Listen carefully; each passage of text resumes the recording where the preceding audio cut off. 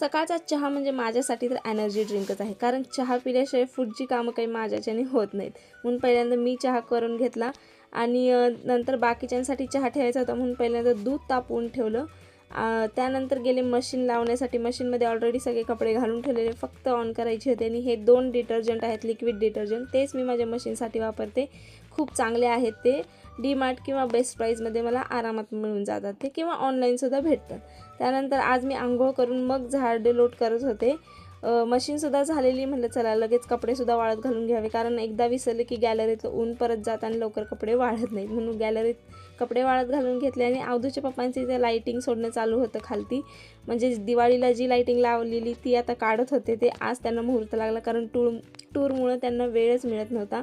आज नाश्त्यामध्ये होता परतलेला भात आणि फरसाण, असा सिंपल नाश्ता होता, आणि जो की मला खूप आवडतो. नाश्ता केला, त्यानंतर एक सगळ्यांनी केक खाल्ला, जो की टूरमधलेच उरलेले होते. आता ते आम्ही संपवायचं काम करत होतो. आता स्वयंपाकाला लागणार होते मी, आणि स्वयंपाकामध्ये आज मी करणार होते वाला शेंगाची भाजी, चपाती, आमटी आणि भात. असा सिंपल असा स्वयंपाक होता. त्याच्यासोबत ताक, चटणी, लोणचं हे सगळं तरी येतंच.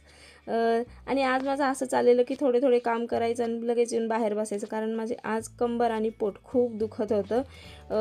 तसं तर फक्त कुकर लावायचा राहिलेला, कुकर लावला. आणि हे बघा, ही माझी एकच चूक आहे ज्याच्यामुळे माझे टाचा खूप दुखत आहेत आत्तापासूनच. पुढं काय होईल काय माहिती. त्यानंतर बाहेर उन्हात येऊन बसले जराशी.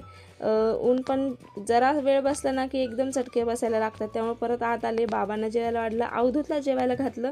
आणि अवधूतला थोडासा खोकला झालेला आहे, त्यामुळे त्याला औषध घातलं. तो औषध घ्यायला काही तक्रार करत नाही, व्यवस्थित औषध घेतो. आणि असा होता माझा आजचा व्हिडिओ. कसा वाटला कमेंटमध्ये नक्की सांगा. बाय.